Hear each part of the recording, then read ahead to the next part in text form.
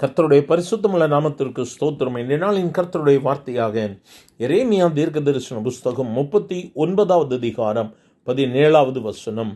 ஆனால் அந்நாளிலே உன்னை தப்புவிப்பேன் என்று கர்த்தர் சொல்லுகிறார். நீ பயப்படுகிற மனுஷரின் கையிலே ஒப்பு கொடுக்கப்படுவதில்லை.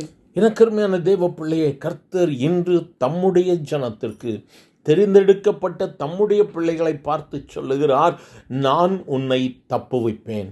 எவ்வளோ அருமையான ஒரு வார்த்தை பார்த்தீங்களா?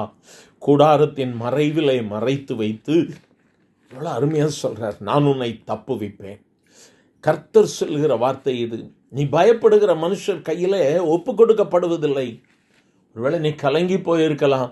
யாரோ உனக்கு விரோதமானவர்கள் உன்னுடைய வியாபாரத்தில் அல்லது உன்னுடைய வாழ்க்கையில் உனக்கு விரோதமானவர்களுடைய கரங்களில் விழுந்து விடுவேனோ என்று சொல்லி நீ பயந்து போயிருக்கிறியாம். ஆண்டவர் சொல்கிறார், நிச்சயமா நீ அப்படி நடக்காது. நான் உன்னை தப்புவிப்பேன். நீ பயப்படாதே. உன்னுடைய வாழ்க்கையை ஆண்டவருக்கு ஒப்புக்கொடு. நீ பயந்து ஒதுங்கி போயிருக்கிறியோ, ஆண்டவருடைய சமூகத்தில் போய் கதறி ஜெபிக்க ஆரம்பி. எனக்கு யாரும் இல்லை ஆண்டவரே, எனக்கு உதவி செய்ய உங்களை தவிர யாரும் இல்லை, ஒத்தாசையின் கரத்தை அனுப்பும் என்று சொல்லி உடைந்த ஆண்டவருடைய சமூகத்தில் நாம் இன்னைக்கு ஒருமனப்பட்டு ஜெபிக்கும் பொழுது தேவ பிள்ளையை கர்த்தர் தம்முடைய கரத்தை உனக்கு நேராக நீட்டுவார். நிச்சயமாகவே அவர் உன்னை விடுவிப்பார். நிச்சயமாகவே அவர் உன்னை விடுவிப்பார். சிங்கங்களின் வாய்களுக்கு தானியலை காத்து விடுவித்த கர்த்தர் அல்லவா?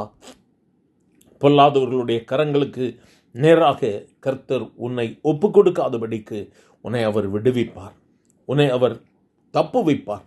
எந்த காரியத்தில் நான் அமிழ்ந்து விடுவேனோ என்று சொல்லி பயப்படுறியா? கடன் பிரச்சனைகள், பலவிதமான நெருக்கங்களின் மத்தியில் என்னை தப்புவிப்பதற்கு யார் இருக்கிறார்கள் என்று சொல்லி கலங்கி போயிருக்கிறியா? இன்றைக்கு ஆண்டவர் ஒரு ஒத்தாசையின் கரத்தை அனுப்புவார். இன்று கர்த்தர் உனக்கு ஒரு மேன்மையை கட்டளையிடுவார். உன் கசந்த மாறாவை கர்த்தர் இன்று மதுரமாக்குவார். தேவனால் கூடாதது ஒன்றுமில்லை. இயேசு ஜீவனுள்ள தேவன். நாம் ஆராதித்து கொண்டிருக்கிறேன் ஆண்டவராகி இயேசு அற்புதங்களின் தெய்வன். நீ பயப்படுகிற மனுஷரின் கையிலே நீ ஒப்பு கொடுக்கப்படுவது இல்லை. இன்று நம்மளுடைய சமூகத்தில் கெஞ்சி ஒருமனப்பட போகிறோம். என்னை தப்புவியும் ஆண்டவரே, என்னை விடுவியும் ஆண்டவரே. ஒப்பு கொடுக்கலாமா? ஆண்டவர்கிட்ட நம்பிக்கையோடு பொருத்தனையோடு நீங்கள் எனக்கு இதை செய்யுங்க ஆண்டவரே, நான் உங்களை விட்டு பின்வாங்கவே மாட்டேன், உங்களையே பற்றி படித்துக் கொள்ளுவேன், இயேசுவே பற்றி படித்துக் கொள்ளுவேன் சொல்லலாமாம்? எங்கள் அன்பின் ஆண்டவரே, ஆசீர்வதிக்கப்பட்ட இந்த காலை வேளைக்காக நன்றி.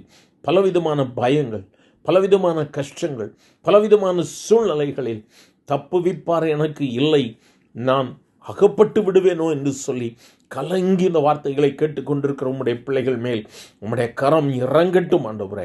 நீர் தப்புவிக்கிற தெய்வன், நீர் விடுவிக்கிற தெய்வன். என்று உம்முடைய பிள்ளைகள் மேல் உம்முடைய அடையாளத்தை போடும் ஆண்டவரே. இயேசுவின் நாமத்தில் கண்ணீரோடு கூட ஜெபிக்கிற ஒவ்வொருவர் வாழ்விலும் அற்புதம் நடக்கட்டும் என்று சொல்லி ஜெபிக்கிறேன். இயேசுவின் நாமத்தில் விடுதலை கட்டளையிடுகிற தெய்வர்க்கை ஸ்தோத்திரம். ஆசீர்வதியும் இயேசுவின் நாமத்தில் பிதாவே. ஆமேன், ஆமேன்.